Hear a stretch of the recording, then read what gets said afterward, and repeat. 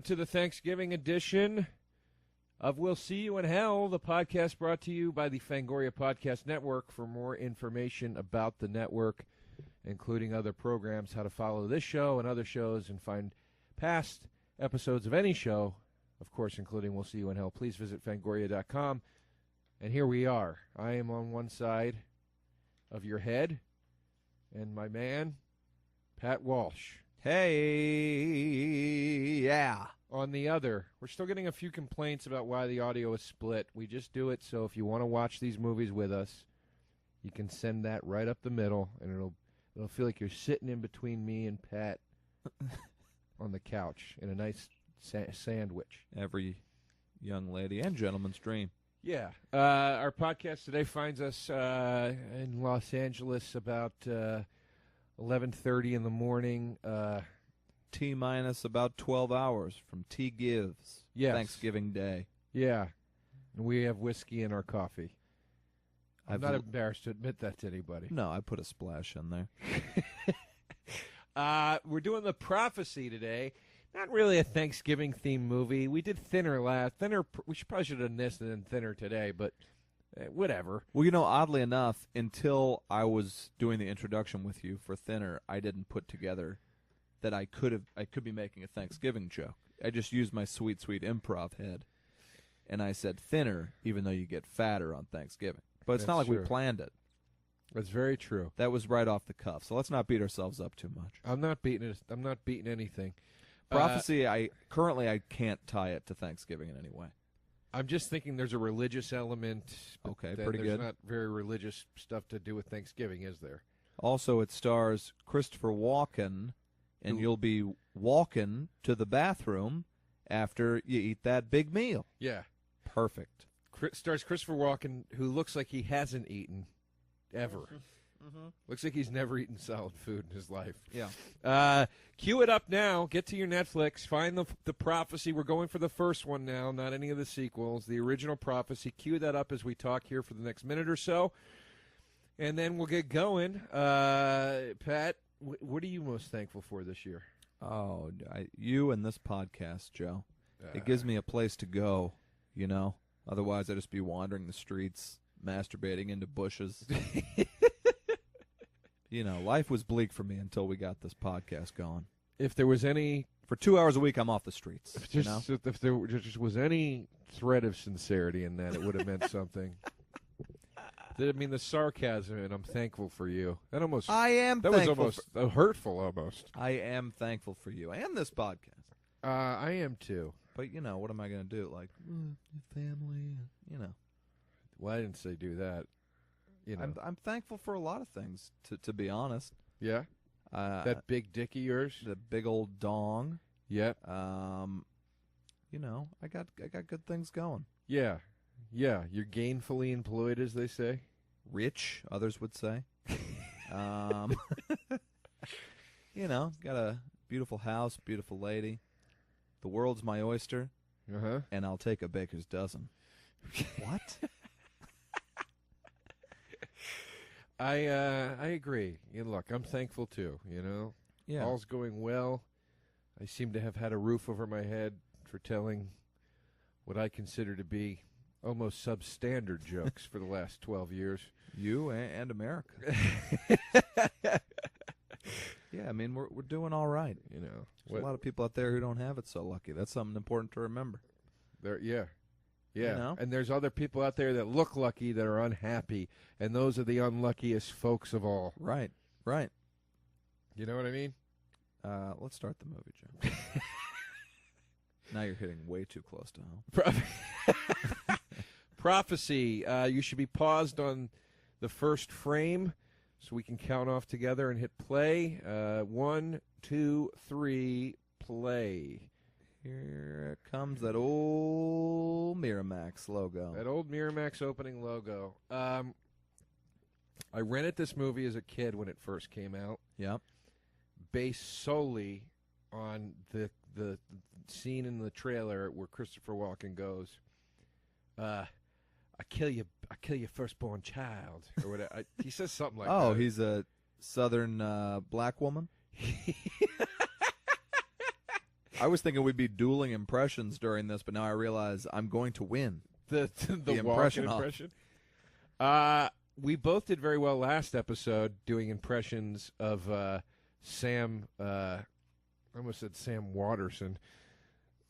Sam Rockwell? No, I do have a Sam Rockwell impression. Oh, Sam Elliott. Sam Elliott. Yeah, that was fun. But we were doing. You want to hear my Sam Rockwell?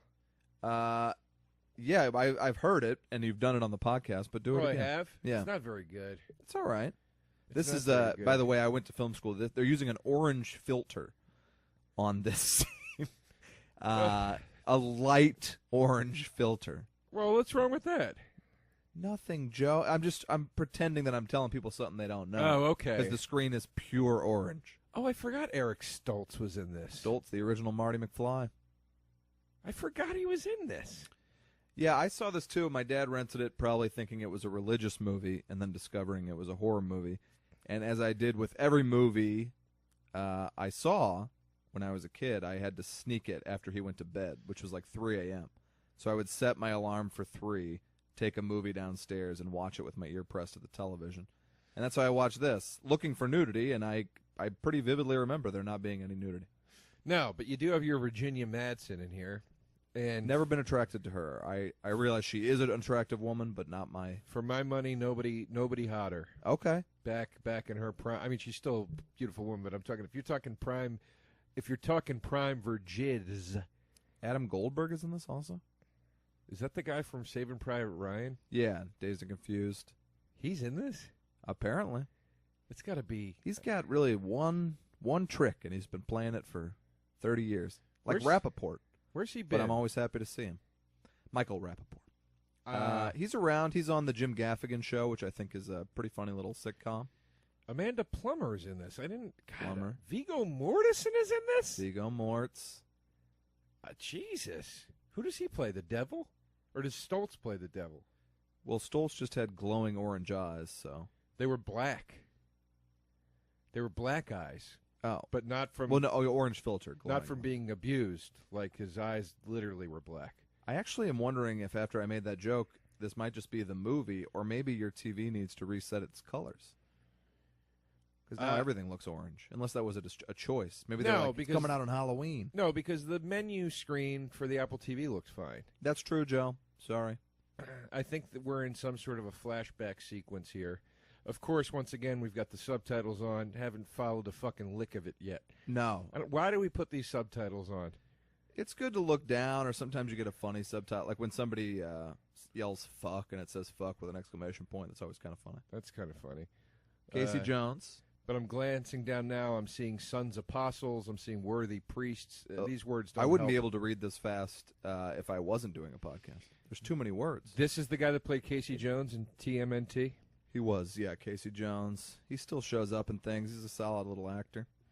Elias Koteas is his name. That sounds like a demon's name. Yeah. Or the name of an angel. Elias Koteas. That's an insane name. What is that? Is that Greek?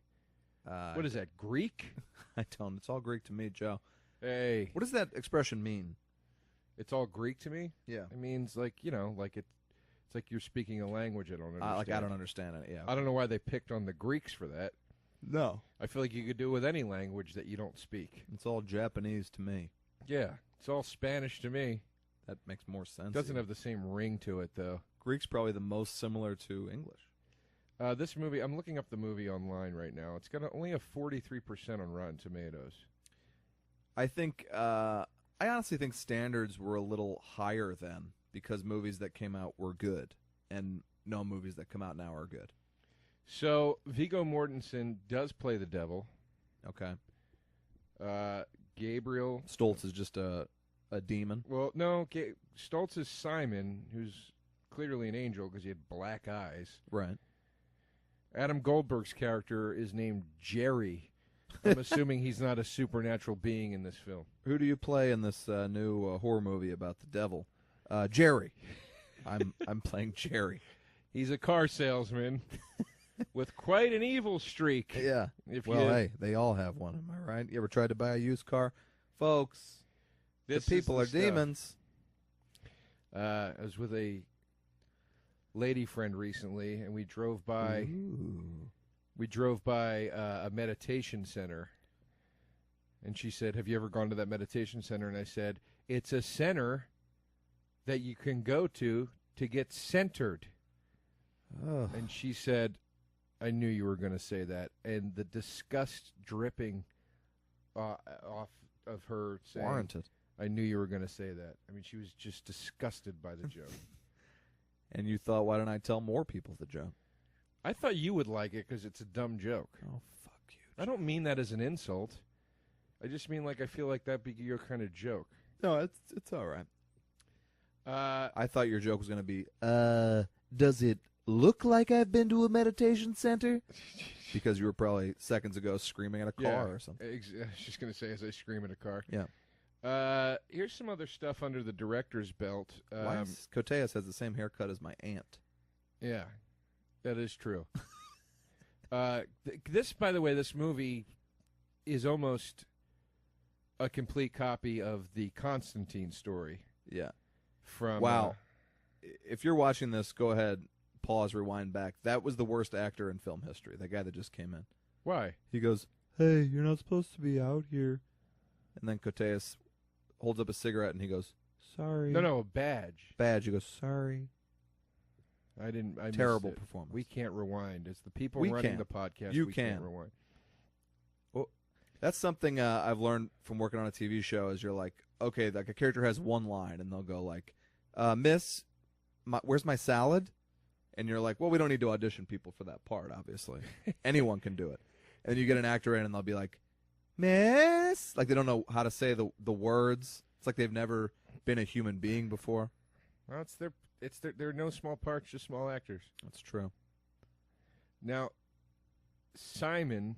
Now, what we have so far here is Elia Kazan. What's this fucking guy's name? Elia Kazan directed On the Waterfront. This is Elias Koteas. Eliza Schlesinger, who is playing the main cop in this. Right. Elias Koteas, he Aaliyah, was a priest. R&B sensation. Yeah, Aaliyah, right before her tragic death. He was a priest. Now he's a cop, and this angel, played by Eric Stoltz, named Simon, has come to him. Now I get the feeling that Simon is a bad angel, Yeah, and not a good angel. And Walken is sort of a bad guy too, sort of. I mean, he plays the angel Gabriel, but if I remember correctly, he's sort of like an anti-hero in this. okay.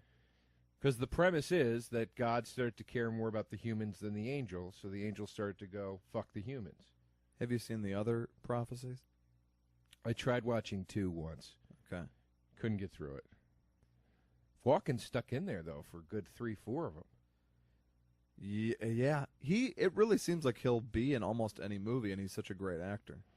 I think he's just a guy that works. If he likes the idea, he'll do it. Yeah.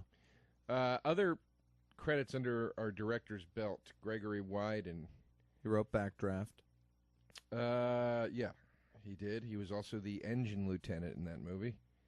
Okay. Highlander, he wrote. He wrote another movie called Weekend War. Not familiar. Wrote another movie called Space Rangers. That was a TV series. I'm not aware of that either, but it's CBS. All right. Wrote an episode of Tales from the Crypt. I love to hear that. Also created and wrote Rescue 77, which I'm assuming is some sort of like fire person show, right? I don't know, Joe. I just want you to be here and present with me.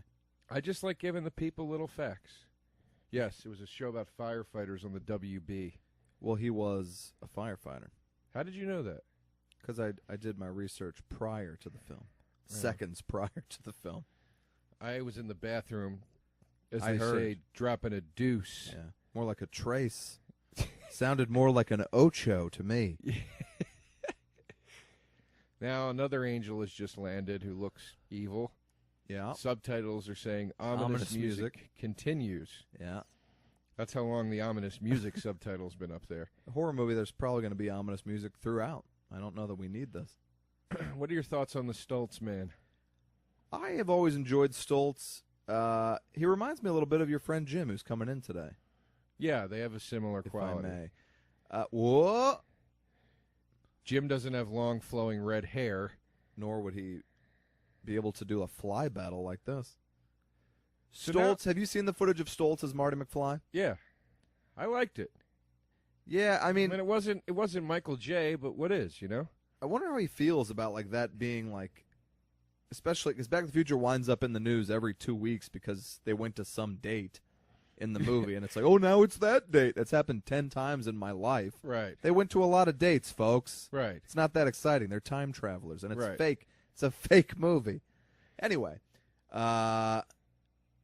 Stoltz, like anytime it comes up, there'll be news articles, magazine articles. Every documentary goes into how Stoltz was bad in the role. Like he probably doesn't like that. Probably hurts his feelings, folks. I mean, I'm hard-pressed to believe he was bad in the role. He just didn't have the charisma. Like when I watched it, you're like, no, that wouldn't have worked. I mean, the guy, who's the guy that wrote it with? Bob Gale. Yeah. But like you shoot this thing, you shoot for like 3 weeks, they fire you, and then it goes on to become a 3-movie international phenomenon. It's got to sting a little bit. Well, and Bob Gale this last time came out and was like, because people were starting to say like, well, you should release the Stoltz cut. We'd all like to see it. Yeah. Bob Gale came out this year and was like, I've seen the Stoltz cut. There's a reason it's never been released. Yeah. It's like, geez, have a little tact. Christ almighty. It's horseshit. I think he went as far as to say, had it been released, we wouldn't be sitting here talking about the movie today. Dang. I mean, that seems unnecessarily harsh. That's what I'm saying. Like To Stoltz Stoltzy. doesn't deserve this. I like Stoltz, Pulp Fiction, Singles. He's a good bit part guy, and I like him in a pretty underrated indie movie called Mr. Jealousy. I've heard good things about Mr. Jealousy. I love him in Pulp Fiction. He could be my favorite character in the entire movie. Yeah, he's just perfect in that drug dealer part. Yeah. What was the other one you just said? Singles, he's like the mime. He has a very small part. The mime that's they right. pick up.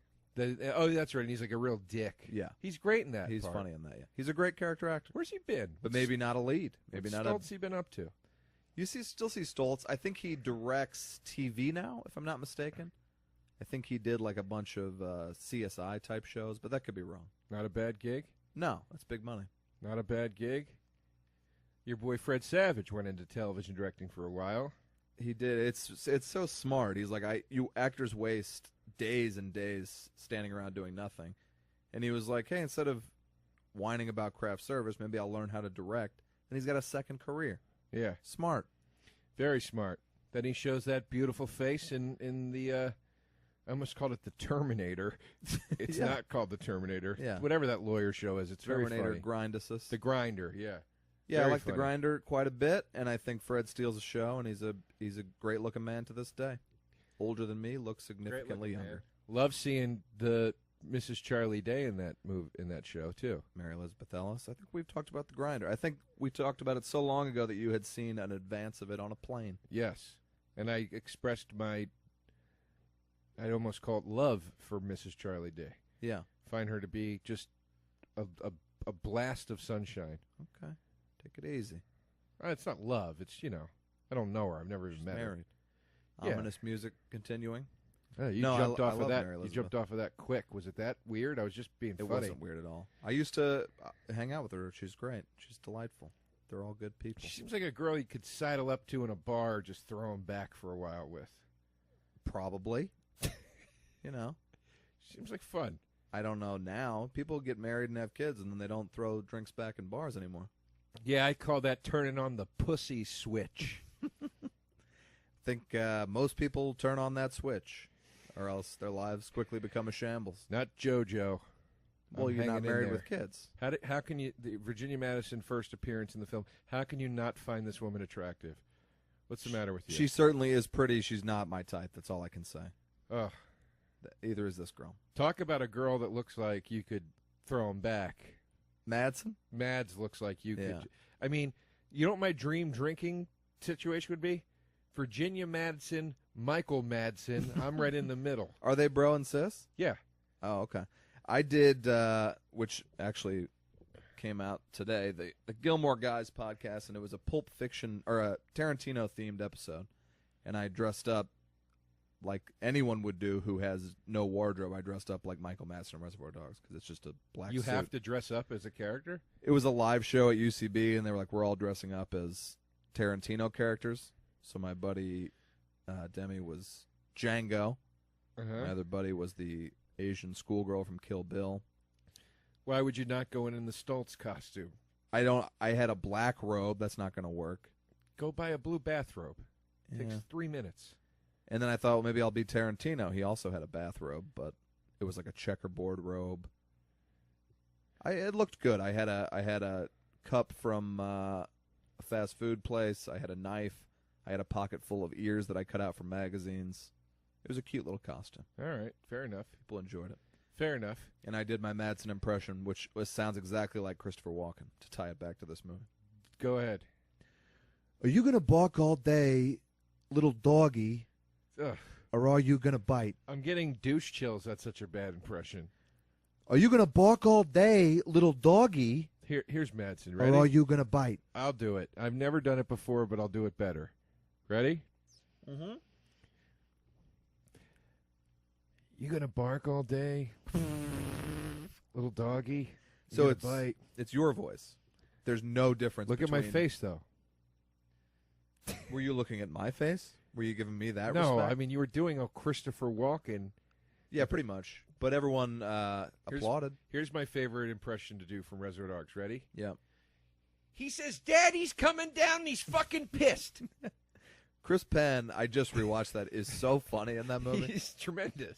Don't you point that gun at my dad! He's tremendous. Yeah, he's really funny. He's tremendous. When he's driving the car and he's going, "Larry, he's a wetback. He's a waiter. He's a friend of mine." He's just, I mean, he's so Yeah. fucking funny in that movie. It's a kind of a, well, not even subtly, the dialogue in that movie is pretty racist, but it's, in tune with the characters. Yeah. That scene in particular is like 5 minutes of just kind of rough racism from those guys driving around in the car. Look, that's- Buscemi, everybody. That scene is nowhere, in my opinion, near the level of the scene in the Office when he wrestles Michael Madsen. Yeah. And gets into the amount of black semen that's been pumped up his asshole. Yeah. That gets a little uncomfortable for me. It's wild, and for it to be your first movie, like now, I feel like everybody knows Tarantino's a pretty good guy, I guess. People don't know that back then. It's like, who wrote this thing? Yeah, but I think that was still a time when, like, especially in those gangster movies, you could have racist characters, and it was like, for some reason. Well, yeah, Goodfellas, they're all really racist. They're not all racist and Goodfellas. Only Pesci. But, well, Oh, wait, no, yes and Leota, no. too. Leota drops an N-bomb. You're right. I forgot about Yeah, that. the heroes of the movie. But Pesci's the one where it makes me really uncomfortable. Yeah. When he's giving, like, that, like, speech about, like, you got to, the lady says that she finds Sammy Davis Jr. attractive, and he's going, like, That's what I'm you got to talking watch what you say. Yeah, and people just might take it the wrong way. It's very upsetting. Yeah, I don't want to lean over here and find out I'm kissing Nat King Cole. Yeah. And then Leota's laughing. And, you're right. Leota is. He's like, no. And Pesci's like, am I right? And he's like, no, you're right. You're right. Yeah, no, you're right. Like, They're he all doesn't racist really, in it. he doesn't tell him, like, hey, Joe. Well, his name's not Joe. He's not Look, playing Kenny himself. Banya. Yeah. Kenny Banya. Yeah, Kenny Banya's in this. Wow. This is a star-studded affair. It's like when you do one of those previews where it puts everybody's name up, and it's like, Banya. Because no one knows his name. I introduced my mom to Curb Your Enthusiasm much earlier this year. She wasn't very familiar with it. She fell in love with it, but I started out with showing her the Seinfeld reunion episodes. Yeah. In the table read episode, when it cuts to him and he goes, "It's gold, Jerry, gold." My mom lit up. Yeah, And sure. that I just thought to myself, my God, that's how transcendent, is that the word? That's the reach of Seinfeld. Oh, yeah. I was like, my almost 70-year-old mother just lit up at at a character from Seinfeld that I would consider almost inside baseball. Yeah. It's almost like an alt comedy joke. It is, really. You know, and like, Go, Jerry. Go. yeah, yeah. And then that show also, it works on its own. It's super funny if you don't have any interest in the entertainment industry. But also, the whole gist of it is how Banya is a time slot hit because he's going up after Jerry, and he's getting his laughs. Yeah. because he's like, I killed, and he goes up there and rides the wave. Then he goes, he's like a shark who eats laughs. And George goes, I don't see how a shark could eat laughs. George's like, that's not the point. But anyway, what they're commenting on was that any show that aired after Seinfeld, they'd be like, check out this new comedy smash. The only reason anyone would watch these garbage shows. I didn't even pick up that was a commentary. It is. And when you go back and rewatch them now, you're like, man, this show really hates the entertainment industry. It holds up tremendously. Yeah. I just watched the pony episode, or the I had the pony. I mean, it's his tirade at the table is so funny when he's trying to explain how out of line this woman is. Yeah. And just the line, who leaves a country full of ponies to come to a ponyless country? It's crazy. Yeah. It's also like almost everything that happens now in certainly alt comedy, but kind of comedy in general. If you really want to point to things, almost every TV show, every stand-up, everything, you're like, that's Seinfeld. Sure. You know, or like they'll take a nugget from Seinfeld and take it in their own direction, but like the influence goes beyond pretty much anything else. Certainly in my generation. Like anytime anybody's doing a bit or talking in a voice or whatever, you're like, you are doing Seinfeld. I think all of my favorite shows, comedy-wise, that have existed after Seinfeld are all undoubtedly, and probably would be admittedly, heavily influenced by Seinfeld. Oh, 1,000%. You know, I love It's Always Sunny. Yeah. Clearly a big Seinfeld influence on that. Yeah, of course. Curb, obviously. You know, I'm trying to think what other shows I really love. Even Peep Show, which I'm a really... I started getting into Peep Show hardcore. I've been can't hammering stop. them. It's great. Really funny. They're great. They're influenced by Seinfeld for sure. Arrested Development, pretty much everything. Yep. How great is Peep Show, man? Peep Show's really, really funny. Those guys are really good. Yeah, I watched it obsessively. Yeah, and then I was like, what else have these guys done? And it's like a couple comedy specials, and that's about it. No, they had a very popular sketch show called The Mitchell and Webb Look. Oh, okay. I thought those were England. like one-off specials. No, they had a radio thing called the Mitchell and Webb Sound. That was a comedy radio thing, and then it became the Mitchell and Webb Look because they turned it into a TV show. And then there was also another thing. They've done a couple movies together. They've done a lot together. They've really gotten the that's Walken, by the way. He looks like a young old Pacino. Yeah. He looks kind of like a beautiful woman when he came in the door here. He does look good. This is Walken's sexy age. This is King He looks of New like York a beautiful geisha. How much coke do you think this guy has done over the years? Walken, I mean, he could also be a guy who's never done coke. He does have that thing. You never know with these people. He's either never done it or done it a billion times. How much do you think Pacino's done over the years? There's no way Pacino hasn't. Pacino's doing coke now. And his wife's like, Al, we got to put the turkey in the oven. And he's like, no, I'll be right out, baby. I'll be right out. I just got to finish washing my hands. Every fucking year, I got to put this turkey in an oven. Can't I just have a good fucking time? You know, you're supposed to cook. You're the woman. I don't know why you have to paint him as a sexist. He's a sexist, let's be honest. How is he a sexist? I assume with these people. We're just assumed Christopher Walken's a coke addict. Nah, we gave him the benefit of the doubt. I'll put my money on Pacino. Pacino and Danny Collins carries... I told you this last week. Yeah. I'm going to watch it this week. I believe that in real life he carries a cross filled with cocaine around his neck. Yeah. I saw him once in New York. I almost walked into him because I came around a corner as he was coming down the other side. I literally almost walked into him for two reasons. We were just in each other's paths, but he also was so focused on the ground. Right. Like he was walking and talking, and he just wasn't looking forward. He was looking down as he was talking. Yeah. Anyway. Well, Pacino in New York, he's probably getting stopped 800 times a block. But here's the thing. Now, I bet you he never gets stopped in New York. New York's not a big stop people town. All right. But here's the thing. I remember this. The cab went the wrong direction that I was in, and this wrong turn that he made cost me like it just fucked the whole trip. It was Mhm. like this deadlock traffic Yeah. to the point where I had to get out and walk because it would be literally 3 times faster. Right. And I was so mad because it was like 100 degrees in New York. It was so hot out, and I was so pissed that this guy made the wrong turn, and now I had to walk 10 blocks in this heat. And arrive to your thing sweaty.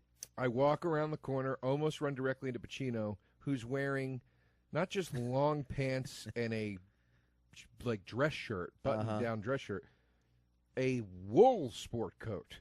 Yeah, that sounds right. And a bandana tied around his head. That sounded even more right. And I was just like, does this guy even look at what the fuck? Like, it was crazy to me. Yeah. Well, obviously he's a little nutty. This is disgusting. Yeah, whatever scene we're in now, there's food all over the floor. By the way, Food every and time pla- we're in Jerry's house. Goldberg can do better, man. Here comes Jerry. I got a little walk-in story. I used to work at Conan O'Brien in New York when he was on at 12:30 on NBC, and I was the desk page, so I would have to kind of bring up the guests from the street, make sure they were comfortable, get them what they needed. So Walken comes up, and the musical guest was Wilco, and Wilco was like, "Hey, man, is there any chance we can say hey to Christopher Walken?"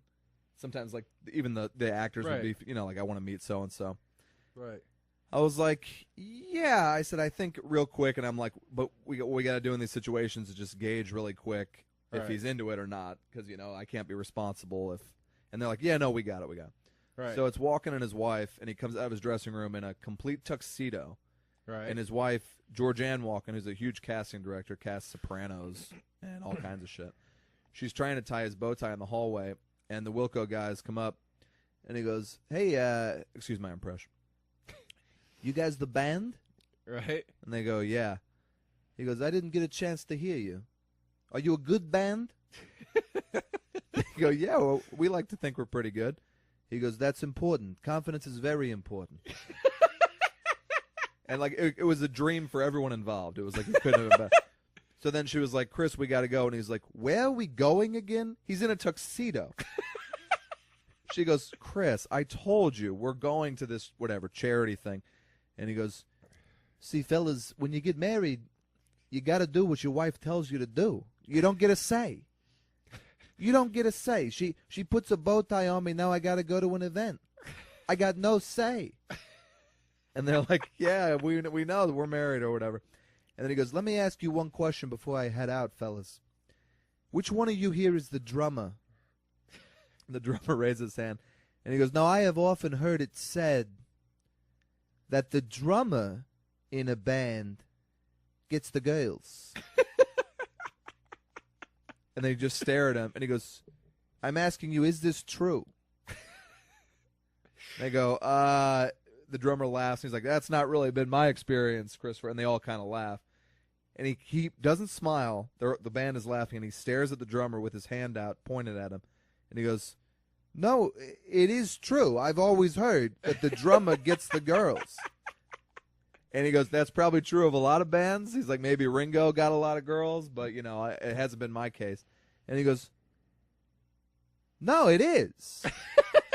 I've always heard people say in bands, I got friends in bands, that the drummer's the one who gets the girls. Right. And finally the drummer was like, yeah, I guess it's true. The drummers do get the girls. And he goes, see, that's what I'm saying. And then he's like, it's nice meeting you fellas. Shakes their hands, gets in an elevator with his wife. I was like, that was the greatest thing I've ever seen. And all that scene was missing was Kevin Spacey going, and just like that, he was gone. Yeah. For like the end of Usual Suspect. Right. And that's a perfect story. He was so weird, but like very delightful. He could kind of hang in conversation. Did I tell you when I was on Carson Daly and Jeff Goldblum was the guest? No. And I wanted to meet Jeff Goldblum so bad because The Fly is one of my favorite horror movies ever. And I just love Jeff Goldblum. But it was my first TV spot I ever did, and I had nowhere near the gall to ask if I could meet this guy. Right. And I was standing in the hallway. Plus, you're already flustered because you're getting to meet Carson Daly. Yeah. I was all wound up about that, and I was very scared. First TV, I was beyond nervous. Right. Anyway, I'm in the hallway pacing, and my manager goes, don't look now, here comes your hero. I look up, Goldblum is walking toward me with his entourage. Yeah. He passes me. I don't meet him. This is all I hear as he passes me. It's a Western, but it's a tolerable Western. That's all I heard.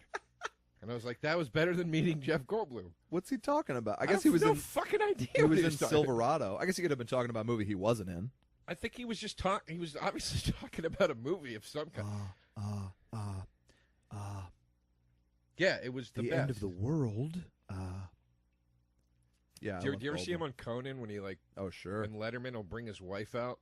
He'll be like, my beautiful wife. Yeah. She can do a handstand. Yeah. Honey, come out here, and he'll make her do a handstand. Yeah. That's great. It's really weird. I've seen him many times at anytime I've gone to a health food store, 4 times in my life, he's been in there with a new, very hot 21-year-old yoga girl. So Well. I guess he's single now, but No, he's married now. oh. He just had a kid. Well, I hope I didn't blow something up there for him. Well. No, this was in the past. This was years ago. I did hear that years ago, before he settled down, he was quite Oh, sure. the man about town. God bless him. Didn't he hook up with Nicole Richie? Wasn't think that in so. the tabloids? He's at least 55, I think. Very he still looks good-looking great. man. He plays jazz up at that Rockwell up on Vermont, which is I quite know. nice. I want to go, but I just I want to don't. go to meet Jeff Goldblum, and I know he probably doesn't appreciate that. He probably just wants Yeah. to go play music. He's an amazing piano player. I assume he's got great banter. I mean, I never need to go see anyone play jazz as long as I live. Unless they bring Miles Davis back. Spit in the face of an entire genre of beautiful American music. I mean, look, I respect that it's the notes that you don't play that are important. Oh, God. Here we go. Here we go. Speaking of Carson Daly, when my parents came to New York and my sister, I got them all tickets to Conan in front row. I was working there. It was very easy. I was like, can you get in the front row, whatever. So they're going in and they're like, who are the guests going to be? And I was like, I don't know. And the night before, the guests had been, I think it was Bruce Willis and the band was U2 or something like that. It was the hugest night of Conan's life. Actually, I think it was Springsteen, looking back. Wow. So my parents are like, who are the guests going to be? This is so exciting. We're going to be so close. Here were the guests. Carson Daly, who came down one flight of stairs to be a guest on the show. He's a great guy. He's a very nice guy. He's yes. a great guy. Carson Daly. A professional surfer was the second guest. Ugh. And the band was D12. Well, that's cool. Eminem's, not for your parents, Joe. Was Eminem there? No, Eminem was not there. Oh, jeez. D12, parentheses, not featuring Eminem. It was sans Eminem. Yeah. Oh, boy. Wow. All right.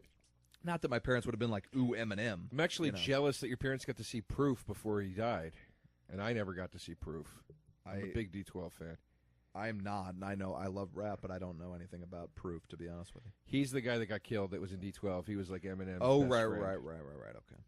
But I would R.I.P. have very Proof. much liked to have seen him before he passed. Yeah. Absolutely R.I.P. He was a great rapper. I just realized in this moment, as usual, the half-assed fashion in which we're watching this movie, Eric Stoltz is a good guy. I think. He's a good demon, let's say. He's an angel. No, he's an angel. They're all angels. There's no demons in this except the devil. Yeah. But I just realized he's a good guy, and I think he teams up with Virginia Madsen. Okay. Because she's the skeptic at first when she meets him. How did this girl get this role? What is going on with the pants? It's a child in 1990. She's got, I've never seen a child in, full mom jeans, belted under where the tits would be. He's got to put, he puts, his soul in her or something. Okay. Does she start talking like him? I'll just watch. I don't remember. No, I just forget. He's got or he takes her soul. Uh-oh. Is he going to kiss this girl? Whoa, that's weird. He's not kissing her. He's just, sucking her soul out. But wouldn't that be a weird scene to shoot? Yeah, it would be weird. I would say, gang, how about we maybe shoot this as a reverse? Yes. Any So I other don't- way than me passionately kissing a young girl. Yeah. That was weird. I'm upset now. And now she's puking like it feels a little molesty. Speaking of molesty, as we always have to do in these episodes, I just saw Spotlight, the new film with Michael Keaton and Mark Ruffalo about the investigation into the Boston Catholic Church sex scandal.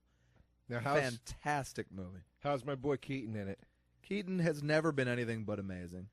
How's my boy Roof? Ruffalo is great, and everybody's raving about him, but he was better in Foxcatcher. And I don't know why people kind of slept on that performance. He's tremendous. He was amazing. And I wasn't a huge fan of that film, but I thought all three of them did a really nice job in that movie. I agree, and I was a fan. I like creepy shit like that. I like creepy human. Foxcatcher was another black mass for me. It was tremendous performances. It was well done, but I just kind of found it a little uneventful or something. I completely get what you're saying, and they do have a similar tone.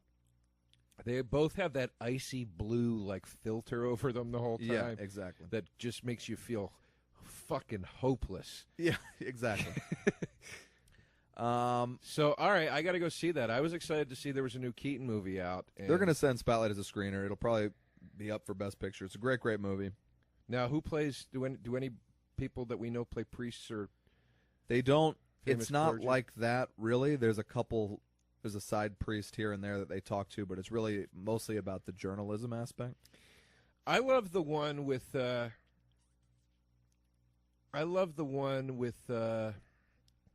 What's it called? What was that one? It was called like Our Fathers or something, but it was the made for HBO one about that scandal. But you had Brian Dennehy as a priest. Yeah, that was a good flick. You had Christopher Plummer as the bishop that Always creepy. moved Plummer. everything around and hid everything. Yes. You had what's the lady from The Exorcist? Ellen Burstyn. Ellen Burstyn as the mom whose kids went through it. I think Ted Danson's in it. Danson is in it. Yeah, that's a Right? great movie. Fucking great flick, man. Yeah. Really, if you're going to tackle that subject, the movie better be pretty good. Otherwise, it's going to feel pretty exploitative and gross. Yeah. It was great. It was really good. And then I also saw Brooklyn, which I think will be another awards contender, and that is my favorite movie currently of the year. What's Brooklyn? Brooklyn is a very simple movie. Nick Hornby wrote the script. The guy who wrote High Fidelity. Uh-huh. It's 50s. Irish Catholic girl moves to New York from Ireland, falls in love with this Italian dude, and then she's got to go back to Ireland, and she's kind of trapped between the two places. I know that I'm not selling this well, but it's a... So far, it sounds like the most boring movie I've ever heard. Sure, and maybe you wouldn't be into it. I don't know. I really fucking loved it. I think you would Who's like in it, it? too. The star is Saoirse Ronan, the girl who played Hannah. Okay. Which is an awesome action movie. Yeah, if I you've never like seen that Hannah. girl. And she's great. There's nobody else really in it. I'm not selling it well. Is this a comedy But or a as drama? I started to tell you the plot, I was like, oh, I'm spoiling something, so I'm not going to say it. Is this a comedy or drama? It's a drama, a couple funny moments. It's like a romance, to be honest, That which is sounds not nice. not generally my bag, but it's really good. But you left out a big plot point, like she's actually a cat demon or something like that. She's a cat demon from the first scene. Right. But there's more to it than that. Okay. Yeah. Very good.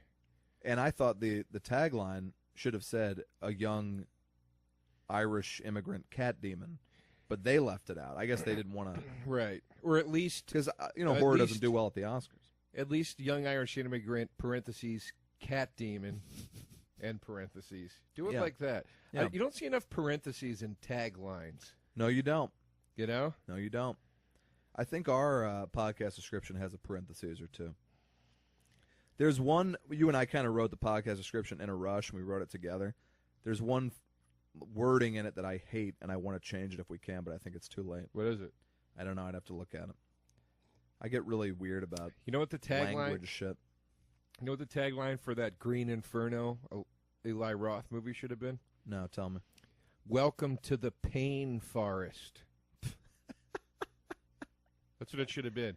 Yeah, that would not have. It would have been even less of a hit with the tagline "Welcome to the Pain." Either Forest." that or nobody's saving you in this rainforest. You know? Uh-huh. Or how about this? Some rainforest shouldn't be saved. There you go. That's what I was trying to do. Okay. That's much better. That's much better. What tag would you give Black Mass? Black. What tagline? Yeah. No? I don't have something off the bat, and I was fascinated by what Walken was doing. Yeah, Walken right now is in a grave and he's growling and saying he loves this corpse he's standing over. He said he's a beautiful, mysterious monkey, and now he's sniffing the corpse. Yeah. That was probably an improv line, if I had to guess.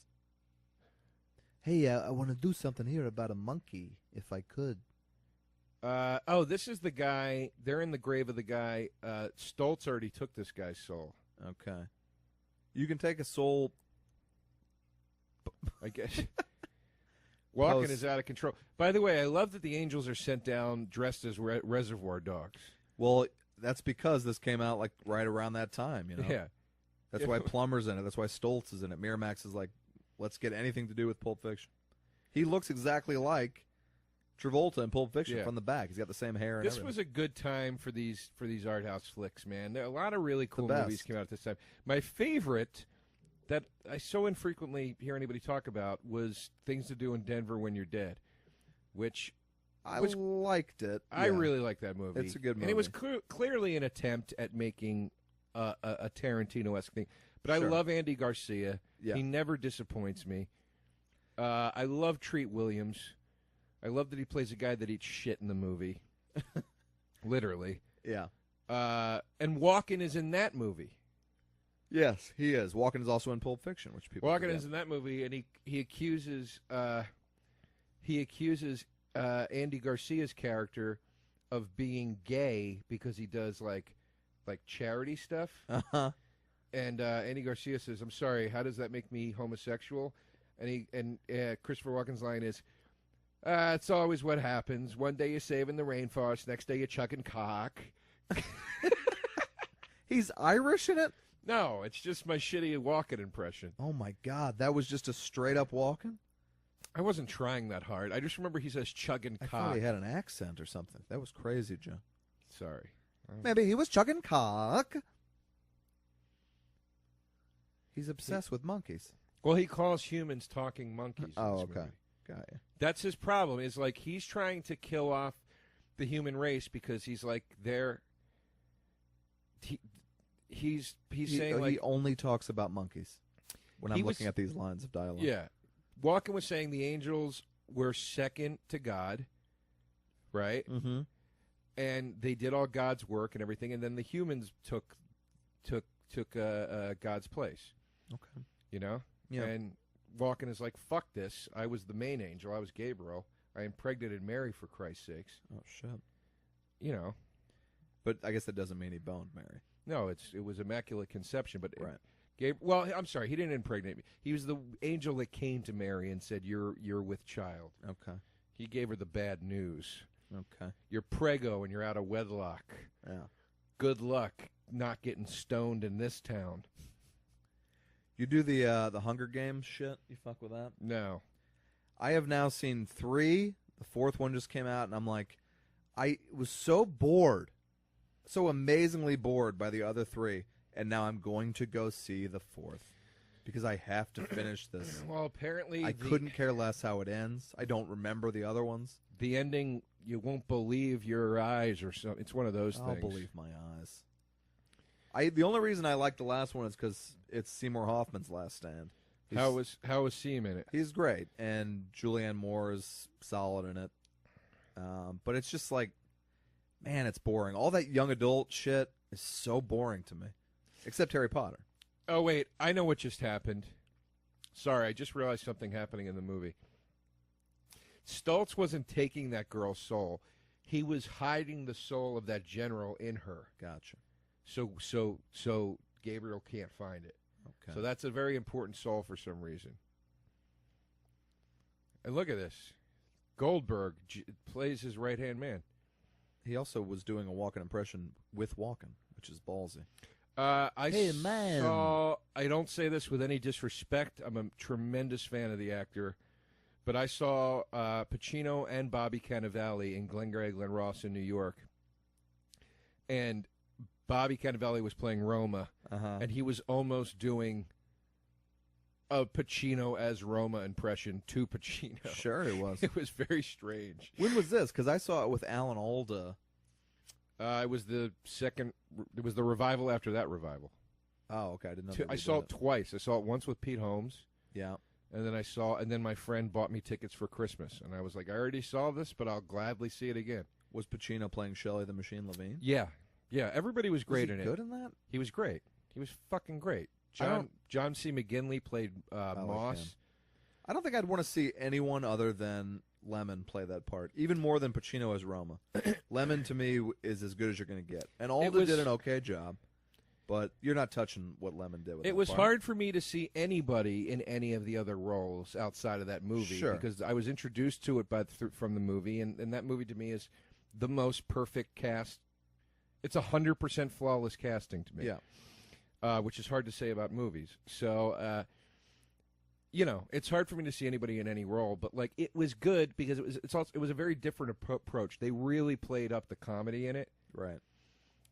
Which was interesting. Like the McGinley scene where it's Moss and Aronow. Yes, that scene was like hysterically funny right. in their rendition of the play. Yeah. Whereas in the movie, you're just like, you just feel so fucking bad for Alan Alda. You're like, this guy's getting hustled. Oh, Alan Arkin, excuse me. Can you do an Alan Arkin impression? I've never tried it, but I will. What are you talking about? Wait, that's not what I told you to do. I'll read the next line as Alan Alda. Okay. Yeah, I guess I could have done one of his his way lines. I can do it. Right now it just says chanting in parentheses. I like how anytime a thing in a different language happens, they just write chanting. Yeah. Put the fucking words up. I just realized my Alan Arkin is the same as my Christopher Lloyd, so it's probably not a very good impression. Marty. Great Scott. Yeah. Did you see when they appeared on Kimmel? No. Oh, it was so great, man. Yeah, we'll find it online or whatever. It is online. But they did a thing on Kimmel where it was the day from Back to the Future 2. I remember. And the time machine comes into the studio during the monologue, and Marty and fucking Doc get out. Yeah, it's cool. It was great. It lit me up. I've never Very seen, nostalgic. and I have a couple friends who have written or are writing for Kimmel. I've never seen Jimmy Kimmel. It's pretty good. I don't watch late night like I used to. When Conan went off, I was like, I can't do it anymore. I don't really like watching any late night, but I mean, I think Kimmel does a nice job. Yeah. He did a 100% Star Wars episode the other night, Okay. and he had Carrie Fish.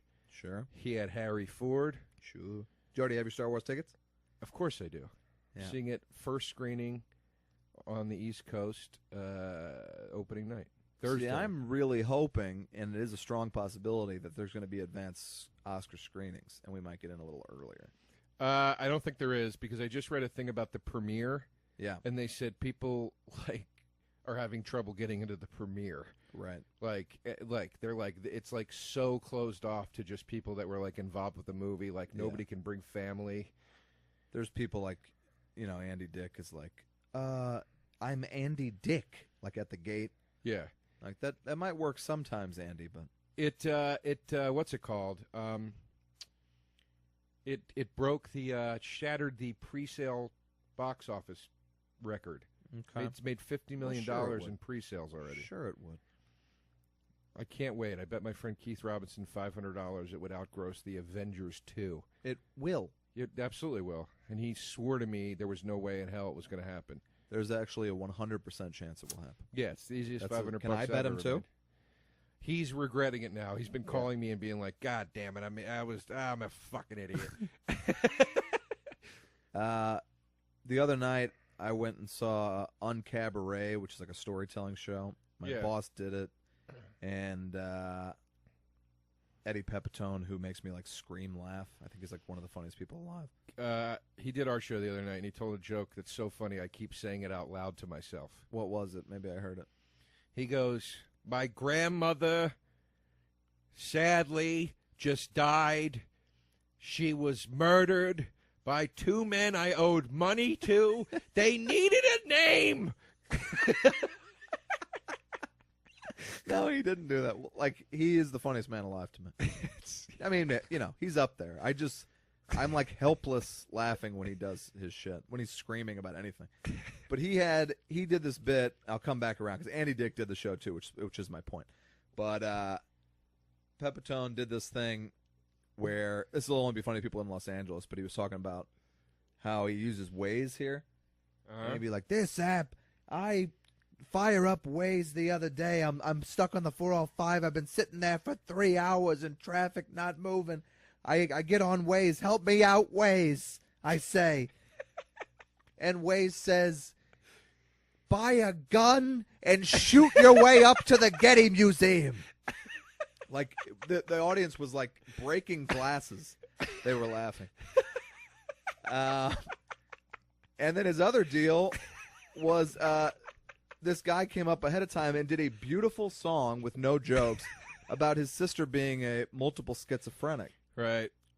And because some of the show is serious, and it was like people in the audience were like kind of crying. Sure. I was not, but whatever. So Pepitone gets up and he goes, "I didn't know it was this kind of that elegant night." He goes, I guess I could make up a song about my brother. Here we go. A 1 and a 2. He goes, "He's addicted to porn."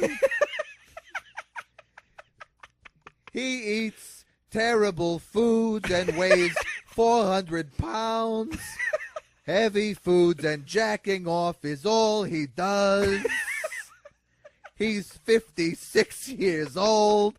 I was like tears were splashing out of my eyes. I was laughing so hard. So funny. Just a funny looking dude. Oh my God. I love him. I hope you hear this, Eddie Pepitone. Why don't I ever tell him? Why don't I walk up and say you were hilarious? Oh. Stupid. I should have. One of the greatest, I swear I'm not saying this to compliment myself in any way, but we're talking about Eddie Pepitone, and it was literally one of the greatest moments I've ever had as a comedian. I finally met him in person last year at the Montreal Comedy Festival. I'd never met him. And I saw him in the lobby at this party, and I walked up to him. I was like, "Eddie, I just want to say hi. We've never actually met." And I go, "I'm Joe DeRosa." And he goes, "Joe, hey, man, yeah, I dig you, dude. I dig your stuff." Oh, nice. And I was like, "Thank you, man. That's a huge fucking compliment." That's coming very from you." nice. I was like, "I think you're just the fucking greatest. You're so funny, man." Yeah. And then he did our show, and we had a great time. He's done the show I write for twice in 2 different roles because he's just like, I don't know why he doesn't get more like little supporting parts as like scuzzballs because he kills it. He played a underground subway suit salesman in an episode that I wrote where he was like selling suits underground. He was like, he had this bit where he talked about the different colors of the suits, and he was like, "This one's a mustard. It's a beautiful mustard." It's really, really funny. I think the whole scene was cut. Andy Dick gets up. Oh, yeah. He's like, "I only got a couple minutes to talk." Oh, gross. These are peeled off faces on The screen. guy that played Casey Jones, what's his name? Ezra Miller? Better than Ezra Miller. Okay, he opened a box full of faces. Yeah. This guy And collects. seems oddly unfazed by it. Yeah. So Andy Dick gets up, and he's sober, but he's like, he said he lived in a facility, and it was kind of sad, and he seemed a little shaky. He's living in a facility? That's what he said. Like what kind? Like a rehab? I don't know. I didn't ask him because he was giving a performance. But then he said, he was talking about how he dated a girl for a year, and he kept reaching between her legs to jack her dick off, and then realizing she didn't have a dick because he was trying to go straight for a year. And we were like, okay. Oh, boy. Then he goes, I just got back from Ben Stiller's 50th birthday party. He's like, I turned down the Will Ferrell role in Zoolander. And we were all like, okay. So then the host goes, "Why did you turn that down?" He goes, "Because I thought I didn't want to live in Ben's shadow anymore." He's like, "Now I would literally eat shit out of Ben Stiller's asshole to get one line in a movie of his." We were all like, okay, this is getting a little dark. Boy. Then he goes, "I also turned down, it was some huge role in a movie that he probably wouldn't have been as good in, but, like he's just talking about all these big roles he turned down because he thought he was too good for them, and now he can't get any roles." And then he said he got blacklisted by Howard Stern, and somebody was like, "Why did you get blacklisted by Stern?" He goes, I called him on the air. I called him a hook-nosed, money-grubbing Jew. The audience was silent. There was like a couple audible gasps. And he goes, I know you don't call people hook-nosed, money-grubbing Jews. Isn't he Jewish, though? I think.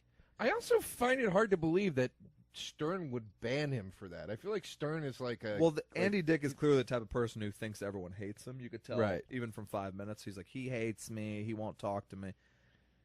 My friend was telling me he did the show a few weeks back with Andy Dick, and he goes, it was Roseanne was on the bill as well. I'm on the show. And Andy, that's great. I wish she didn't. I miss that she doesn't talk like that anymore. I wish she still talked like that. I love Roseanne. I love her.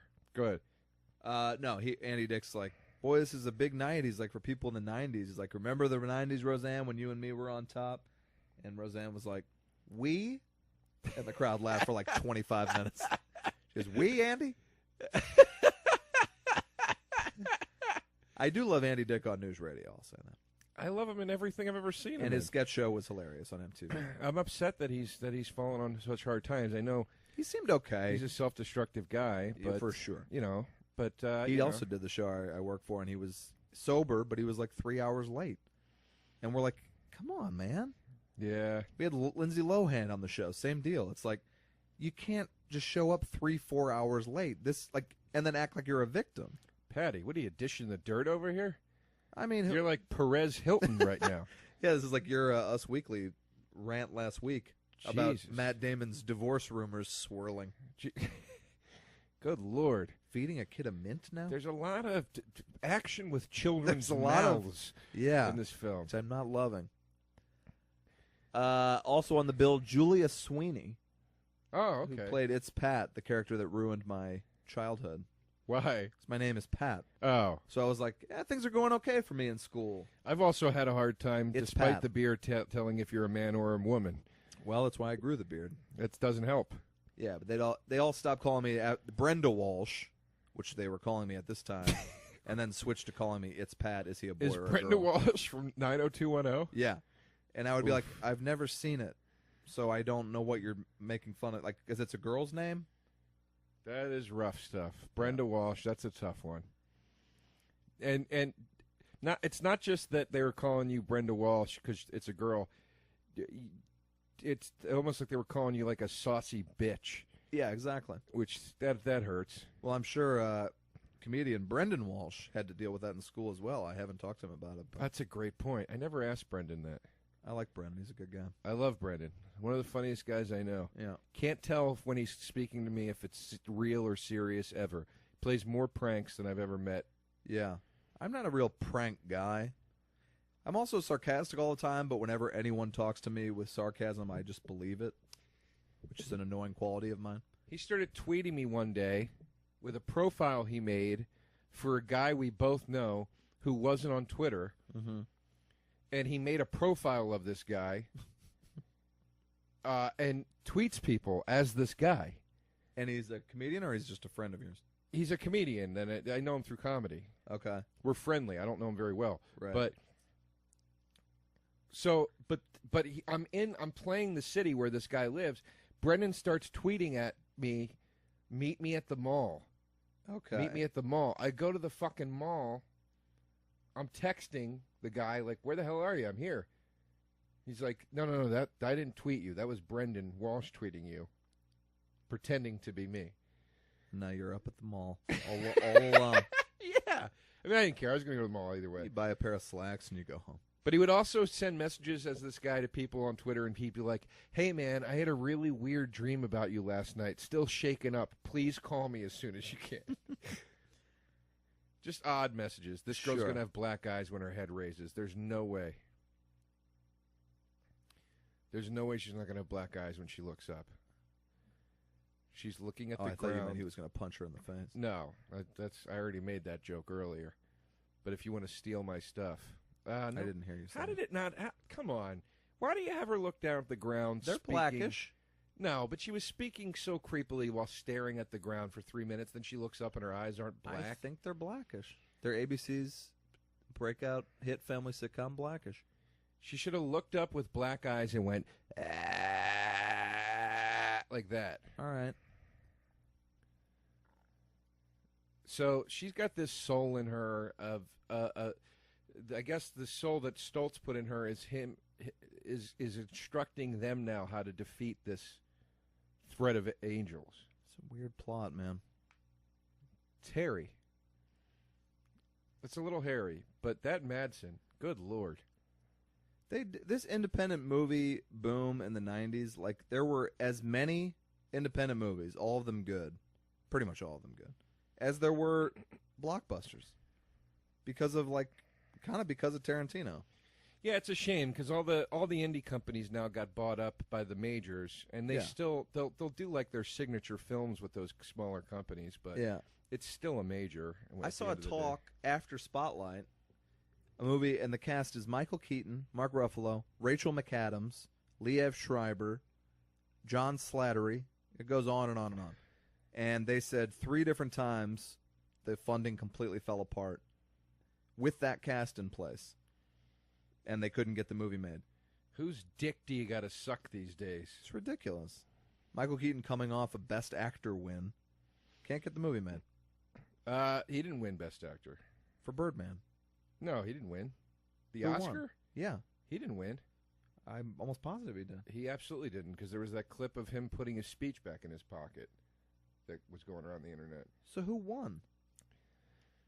I'll tell you. I used to know that. I used to know every Oscar winner from 1929 to whenever I was like 16, and then my memory started going.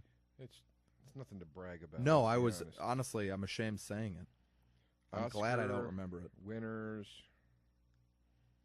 He won the Golden Globe, or he won something. I saw him give a speech. Well, he might have. Yeah, sure. He might have won the Matthew McConaughey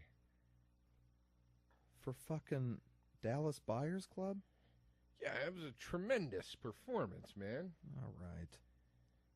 Leto won Best Supporting Actor. That was just last year, Dallas Buyers Club? Yeah. No. Well, I Googled Oscar winners 2014. There's a picture of Ellen. He won in 2015, I think. We didn't have the 2015s yet, did we? Oh, wait. Yeah, you're right. I guess, I feel like I watched Dallas Buyers Club a long time ago. You're right. I'm thinking the 2015s are taking place sometime before the Christmas. It is confusing. They do them the year after. Neil Patrick Harris hosted last year? That was the worst it's ever been. Best Picture, Birdman. Me and you saw Birdman, right? Yeah, together. Hold on. I'm trying to find it. There we go. Winners and nominees. Folks, I really think I'm right here. This is exciting. You're 100% wrong. I mean, I'd bet you money on it. Eddie Redmayne. Oh, shit. Yeah, I lost my pool because of Eddie Redmayne. Undeserved, Redmayne. No, that kid. I mean, he came in swinging. Movie was boring. Well, everyone's fucking everybody in them. I go to see a Stephen Hawking movie, and it's all about infidelity. It's very weird. Oh, they did get into that stuff. I never saw the movie. The whole movie is about everyone cheating on everybody. Including Hawking? Oh, yeah. So he cheated before he was in the wheelchair and everything? I think both. No, he cheated when he was completely incapacitated. Yeah, that's a few years ago. Yeah. Redmayne's following it up with that movie where he plays the first transgender man. I mean, he's the Danish girl. Yeah, that kid's not fucking around, man. He's going after the Oscars. He gave one of the most ludicrous performances I've ever seen in the movie Jupiter Ascending. What did he play in? Where Channing Tatum plays a half dog, half astronaut. I mean, I don't know why you saw the fucking movie. Because I still go, well, The Matrix was good. But then Speed Racer and everything else comes out. I mean, they never matched it. Never even come within the ballpark. Jupiter Ascending is it's a new low. It's worse than Cloud Atlas or any of that stuff. So who was Eddie in the movie? He was the villain. It was Mila Kunis and Channing Tatum. Also, they're fucking, and you're like, well, he's a dog, though. So you are fucking a dog, just so you know. I'm going to just say this. I don't say it to be mean. It probably is mean. I don't ever need to see Mila Kunis in anything ever again. I have no opinion either way. I can give or take. She can't change her voice, Yeah. and she will always sound like a girl that smokes pot from the 70s. Yeah. Like it's distracting to me. The only time I ever thought she was pretty good was in Black Swan, but anybody could have played that part for sure. I loved her in Saving Sarah Fisher, Forgetting Sarah Marshall. Oh yeah, forget it. Sure, She's she's romantic comedy. Yeah, she was can do great it. in that. Sure, But I don't want to see her in Jupiter Ascending. no. When they cast her as the witch in fucking the Oz movie, I was like, Jesus Christ, what is happening here? That movie made my dick very soft. They had her as the main witch, and they had fucking Rachel Weisz as like the secondary witch. Yeah. What the fuck is going on here? I kept saying, hey, which witch is which? You know? Yeah. I said, oh, wait, this is the Walken line. Which witch is which, folks? This is the scene where Walken says the thing. This is where he says, I think it's, hold on. I think this is, maybe it's not. I kill firstborn babies. There he is. Here it comes. The audience isn't hearing you right now because they're still laughing at which witch is which. These moments are the problem on the podcast if you're not watching the movie, because all they're hearing is me just going, wait a second, here it comes. Right. We're almost there. Jerry just got shot. Walken has lipstick on now. He does have lipstick on, doesn't he? Yeah, just in that shot. He does. Why? Oh, here it is. There you go. What a great line. Yeah, I remember that. I kill firstborns while the mamas watch. I turn cities into salt. That's very great. That's a great line. And the only thing you can count on for all existence is never understanding why. Great dialogue. Yeah. Would you say it sings? I would. Somebody... Joe was telling me earlier that somebody once told him the dialogue in a certain movie sings. I'm asking you, this is the question of the week, listeners. Could you remain friends with a person who saw a movie and you said, how was it? I tell you, man, the dialogue sings. I would end the friendship. It made me want to see the movie. It's a fantastic movie. I bought it on blind faith. Yeah. Still haven't watched it. It's called Sweet Smell of Success. Yeah, one of these days. 1955-ish. What's it 5-ish about? Finkel. 5-ish Finkel's in it? No, I said 1955-ish. Oh. Finkel. I've never seen 5-ish Finkel before the age of 76. No, I don't think his mother had. Sweet Smell of Success is like a very, very, very dark movie about like a gossip columnist and his like protege, and he kind of destroys him essentially. It's about losing your morals, losing your soul, etc. Did you ever see A Face in the Crowd? Love it. I think that's directed by Elia Kazan. Oddly enough, yeah, it is. That is a rough one, man. Yeah. That is a rough one. Makes you realize that Andy Griffith is a fucking tremendous actor. Yeah, I had really no got the idea. chance. I just thought he was like good. I was like, yeah, he's a good actor. Yeah. But I only ever saw him in Matlock and the sitcom. You watch him in that movie, you're like, Jesus Christ, man, Yeah. this guy's a fucking tour de force. Yeah, he was great. He never really got a lot of roles either. Can a guy be a tour de force, or can you just have a tour de force? A performance can be a tour de force. I don't Okay. think a man can be. I meant to say this guy's a powerhouse. That's what I meant to say. I knew what you meant. Sorry, I'm dumb like that. I'm a little dumb. How much longer does this movie have, by the way? That ominous music is continuing. It just keeps saying it.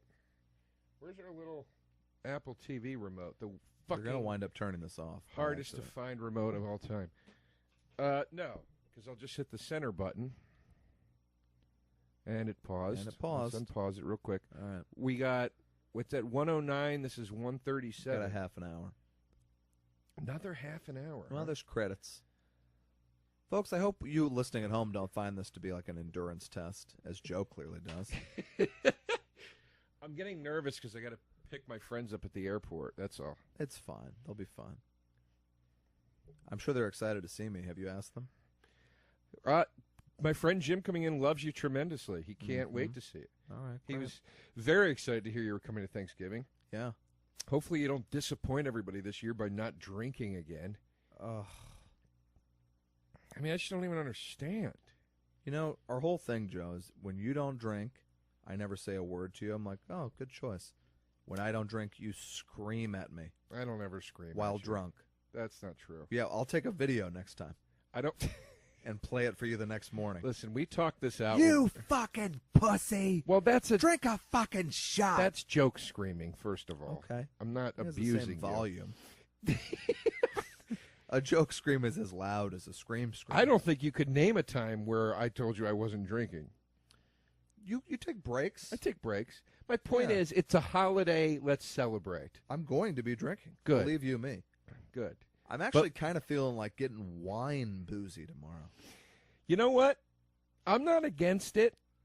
I'm not against it. Yeah. Okay. He's caressing this girl now. That shot from the back, his hand was dipping too low, folks. We were in a restaurant once. It was actually the two of us. It was you and myself and Jamie Lee and our good friend Karen Kilgariff. I remember that. Yeah. We were at El Compadre. yeah, somewhere. No, the other time we were at Mallow We were at Mallow. eating Mexican food. And do you remember there was the dad with his daughter Yes. rubbing her back, and I kept through the whole meal saying, "Guys, this is inappropriate." He's inappropriately Yeah. massaging this girl, and everybody kept saying, "Joe, no, you're being ridiculous. It's Yeah. his daughter." And I finally got everybody to look, and the second everybody looked, they were like, "Oh no, that's weird." I had looked and I was like, Joe, you're fucking disgusting. You're being ridiculous. And then I looked over and I was like, no, these two have a relationship. It's not father-daughter at all, what I'm seeing. Maybe she had that Webster disease. She was actually 37. Little touch of the Simon Birch. Yeah. You know, some people just look young and don't have the disease. Ralph Mach is a good example. Me as another good example. Yeah. Macchio, little-known movie trivia. He was 52 when he made The Karate Kid. And my cousin Vinny, he was in his late 80s. Still looks good, bless his heart. He does. Now, this has to have been floated around at some point. They did the fucking disgraceful remake with Jaden Smith and Jackie Chan. Sure. But why not a Rocky Balboa style? Daniel is the Karate Kid. You know, I understand that Macchio is not as big a star as Stallone, and maybe couldn't open the movie. You hear me objecting? Why wouldn't everyone would go see that? You hear me objecting? And we just said he still looks fucking great. I would kill to see that. Macchio comes in. Macchio's training. You'd have to get a big star to play the new Karate Kid because Macchio's not going to open your movie. But you get somebody big in there as the kid, somebody not Jaden Smith. I respect the next Karate Kid more than that remake because at least I the agree. next Karate Kid was still canon. I agree, Joe. That new Karate Kid, A, it was 2 hours and 20 minutes. And B, the Karate Kid, Jaden Smith, and I'm not projecting what I know Jaden Smith's personality to be, his character was an asshole. Really? Why would you make the Karate Kid an asshole? Why was he an asshole? He's just like cocky and like a dick to everybody. And then through the movie, he becomes less of a cocky dick and learns from Jackie Chan. But like Macchio was a sweet kid That got picked on. that got picked on. and needed to learn how to defend himself. And this thing starts and like Jaden Smith's like, hey, you fucking assholes. Like he's a prick. And Yeah, Karate Kid's in the house. That's the exact line is, "Hey, you fucking assholes, the Karate Kid's that." He actually kicks through the screen during the title sequence. Yeah. And that's how the movie I starts. said, how did this thing get a PG rating if that's the first line? Yeah. I heard he actually says at one point, "It's called sweeping the leg, you cunt." Yeah, exactly. I heard that was a line from the movie. I just bought Karate Kid 1 and 2 on Blu-ray, a little box set, and I looked at the Amazon reviews, and this guy was like, the Amazon reviews are always hilarious, but this guy was like, 5 stars, if I could give it more, I would. He's like, the picture on this movie is the stuff dreams are made of. Oh boy. I had only seen it on VHS. It was like having a new world opened up to me. Oh boy. Just on and on and on. So I'm excited to see the picture. I never liked 2. I always liked 1 and 3. Oh, I like 2. 2 is considered the empire of the Karate Kid series. Fill your mouth with your mother's feces. He's the devil. What do you expect him to say? Jesus, devil. I remember this part's cool. The devil's got like little like creepy minions around him. Yeah. Okay. I never liked part 2. I didn't like that they went to Japan. I think it's a great idea for a sequel. Or did they go to China? I wish I knew, but I don't. I think it's Japan. Okinawa's Japan, right? Yeah. Yeah, I didn't like. It was too like serious. We didn't have the fun of the first. I missed the Cobra Kai. Okay. I love that the guy comes back in the third one for revenge. Right. Did I ever tell you the show I pitched with Robert Kelly and I pitched a show to Ralph Macchio? I think you did tell me about that, yeah. Did I tell you about it on the podcast? No. Years ago, Robert Kelly and I had a meeting with Ralph Macchio. We pitched him a show where we played 2 agents that got fired from William Morris and had to start their own agency. And the only way they could think to make money was by finding actors that weren't working and exploit them by making them do terrible gigs. That's a good idea. And we said, we want you, Ralph Macchio, to be like the third guy in this. Because Right. you have... like the premise of the show is you have so little going on, you just hang around the office all the time with us and end up working with us. Did you phrase it tactfully, or were you like, We phrased it it is what it tactfully, is? but he also was very adamantly like, look, I like the idea, but you can't make it sound like I failed. He was like, I walked away to have a family. He was like, so that's my one thing. Oh, I don't know. And I was like, about that. okay, that's fair. But the premise was that Williams Vodka, who played Johnny, Right. was having a big Super Bowl party at his mansion, and he wants to hire Ralph Macchio to host the Super Bowl party. Uh-huh. So we tell him, like, you got to go do this. This is good money, man. And Ralph Macchio's like, I'm not doing it. You don't understand. That guy really is a fucking asshole. Like, Right. There's no way. And we're like, it'll be fine. And we take him to the party. Williams Vodka's really nice. We're like, you got this, buddy. And then we leave. And Uh-huh. as soon as we leave, they turn on him like Karate Kid style, Right. beat the shit out of him. Uh-huh. Vodka's like, I paid $25,000 to get you here just so I could kick the shit out of you one more time. That's funny. Macchio ends up in the end of the episode. He really liked this part. Face down in traction.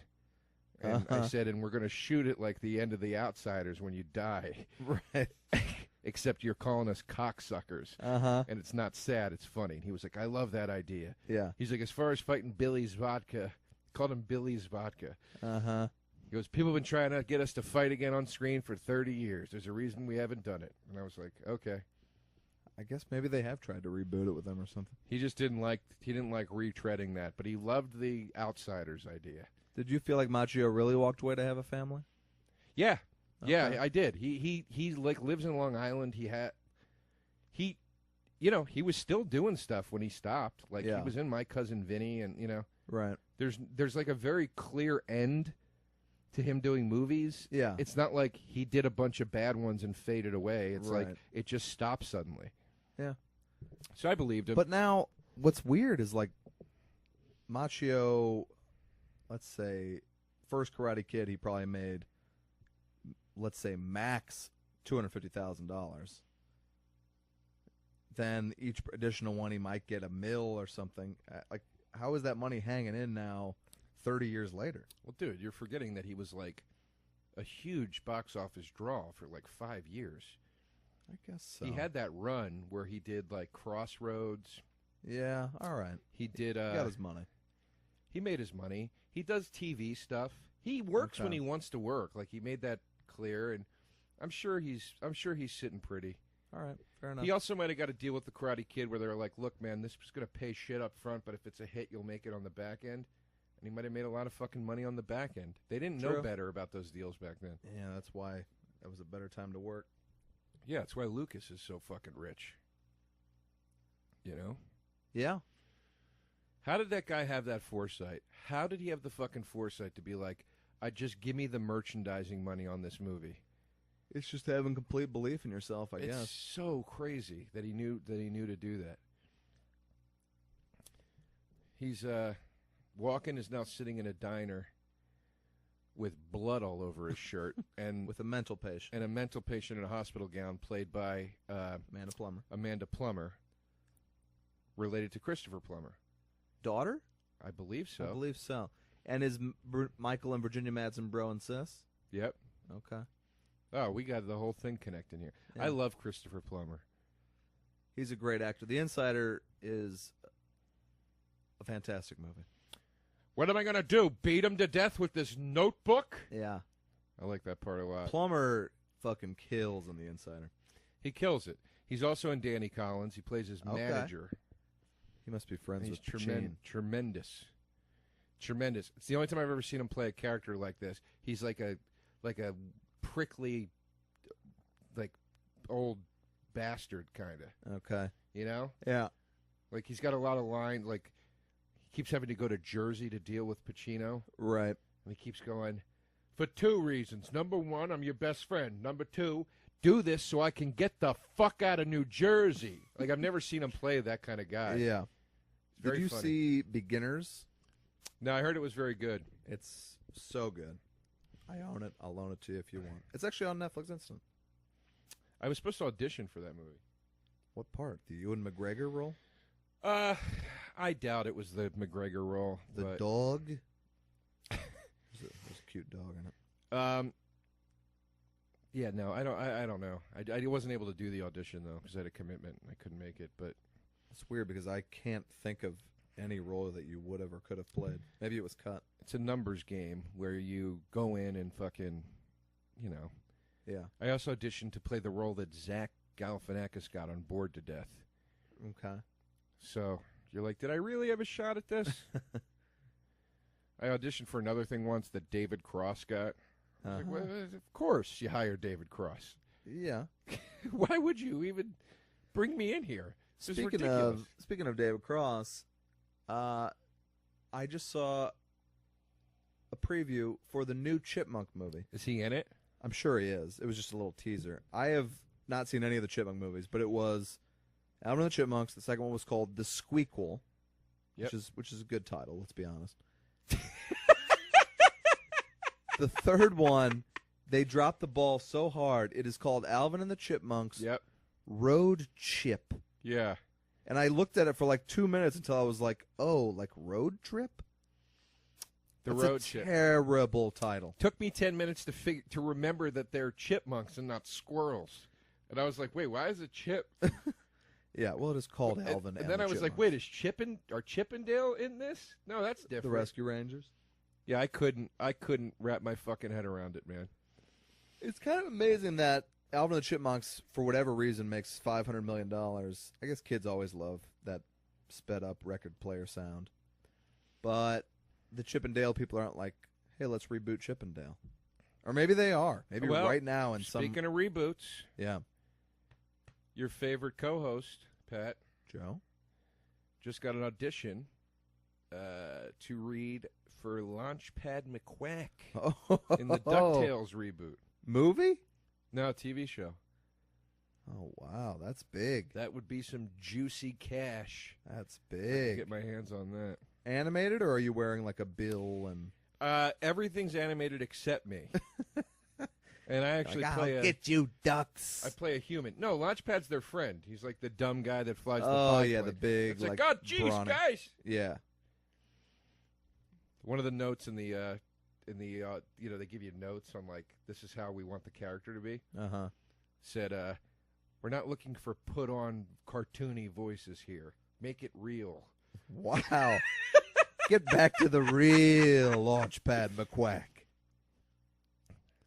I don't know. Every time I audition for a cartoon, it says that. Yeah. It always says like, don't put a voice on. Like, just they want it to just be your voice, Okay. which means I'm not getting it. Yeah. Because does this sound like the voice of Launchpad McQuack to any of you? Not from what I remember. No. No, like Jeff Garlin has a Launchpad McQuack voice. That's No! true. Pete actually has a DuckTales! Launchpad McQuack voice. Yeah. That's my Jeff Garlin as Launchpad impression if you didn't figure it out, by I the got way. it. Yeah. You'll like to howl. Did Christopher Walken just say it's your night to howl or you'll like to howl? You all like to howl. You all like to howl. Terrible stunt double. What does that mean? I missed the first part of the line. I love Walken is putting a certain effect into his voice, not post, like he's doing it on purpose, where he's making it real growly, and it's great. Mm-hmm. I've never heard him growl like this. It works really well for him. It's very good. That rag rat, he just called Virginia Madsen. Well, earlier he was telling people to watch their profanity. Now he's calling people rag bitches. Well, because the guy said, God damn it. Oh, okay. And he said, you're going to have to watch that profanity. He's an angel. Got it. He's a soldier of God, Pat. You understand? Yeah, I do. I'm sure they explained it and we missed it because we're fucking yapping for the sake of the listeners. Yeah. Did they explain why God never comes down to help out the way devil does?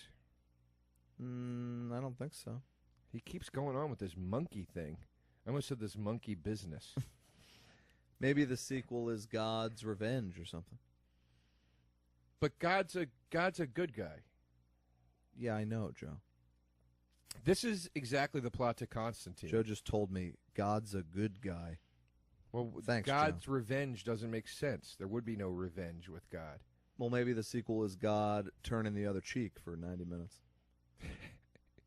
The other butt cheek. Oh. And then the sequel's a lot zanier than this one. This is the plot of Constantine, but Constantine was a comic book long before a film, so I wonder if the prophecy was ever accused of taking stuff from the Constantine comics. Probably. How is Constantine? The movie? Yeah. Fucking awesome. I have it on my DVR. It's fucking Keanu Reeves awesome. and Shia LaBeouf. Yeah, it's great. All right, I'll watch it. It's great, and it's. I mean, that's like it's Pacino and De Niro and Heat. It's that pairing finally, LaBeouf and Reeves.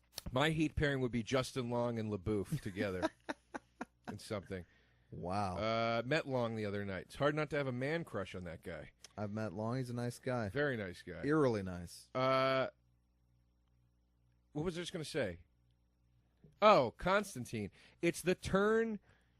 It's the Reeves turn when Reeves became cool. Okay. Now there's that turn with Reeves. It was like Keanu was like, you love Bill and Ted and all that stuff, and then he did all those movies where everybody was like, what is with this guy? Yeah. And then he turned and got cool again. Yeah. That's like right in there. Like he plays like a badass. You saw John Wick, right? I didn't. I want to see it. It's fucking awesome. I want to see that new one where Knock Knock. I like Knock Knock a lot. I didn't see it. You saw it already? I did. Watched it on demand. Was it out already? No, it was one of those you could buy it for $5 on iTunes the day it came out in theaters. And it was good? It was. Eli Roth. I mean, it's not perfect. Reeves actually has a couple scenes where he's doing like Nicolas Cage in The Wicker Man. Like he's just embracing the fact that he's not a strong actor.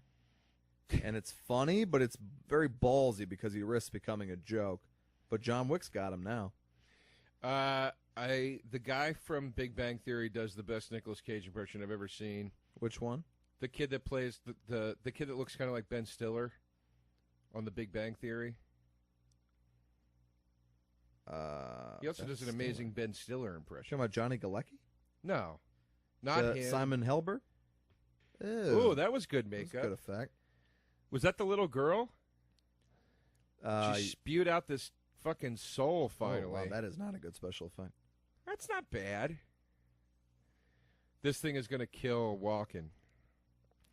Anyway, he does an amazing Nicolas Cage impression, and he did it on Conan, and he talked about the end of The Wicker Man when Nicolas Cage stands up and goes, "You bitches!" Okay. And it was very funny. I had a meeting with Simon Helberg, and he was very quiet. He must just be like one of those people who turns it on. I always see him at one of my local bars. Not always. I've seen him a few times at one of my local bars. Which one? You Rustic? I don't want to give up his spot. Not Let the guy Joe's. go. Let the guy go. I give him a little more credit than to think he'd be at Joe's, where you always want to go. Joe's? There is no Jay's, bar. You mean excuse me. Jay's bar? I hate that bar. Why do you hate it? I've said a million times I hate it, and you're always like, we're over at Jay's. It's fine.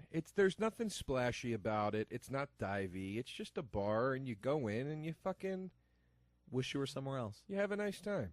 All right. It's a good bar to get a drink with a lady, I find. I would take a lady to Good Luck.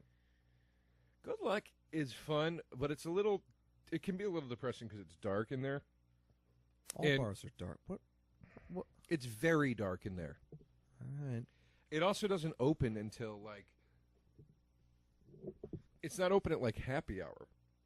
Well, I like to take a lady out at about 2 a.m. Do you? Yeah. Because then you know you got a better chance of sticking your prick in. I'm like, let me just get you home. I put my cape around her. I like to wear capes on dates also. Sure, of course. Like a long flowing cape. Now, when you are having sex with a girl, do you Yes. refer to your member as your prick or your hog? My sweaty hog is usually what I say. Right. You ready to take this sweaty hog is usually what I'll say. Right. Take it all the way, bitch. I'm Well, kidding. okay. I'm totally joking. All right. I just thought of a Freddy Krueger way to say it, and Yeah. I just said it, so I said it. I But, like sweaty hogs. Subtitle just said, lead the light on, Thomas. So whoever did the subtitles for the prophecy, let's focus on your job. Should have said leave. All right? I'll also say, take my cum hose. Oh, God. I'll say that. Uh-huh. I'll say when I'm about to have an orgasm, I'll go, pull the ripcord, baby, pull the ripcord. There's a friend of mine who has this killer story. She's a beautiful young lady. Married now. I won't reveal her name, obviously. But she was having sex, and she told me the story. She was like, I don't know what to tell you. I had sex with this big fat guy. I just liked him. We went out. We had a good time. I liked him. I went home. And she was on top having sex. And when he comes, he puts his hands out like jazz hands and does this, like waggles his hand, both hands out like jazz hands and shakes them around. And he goes, I'm gonna explode.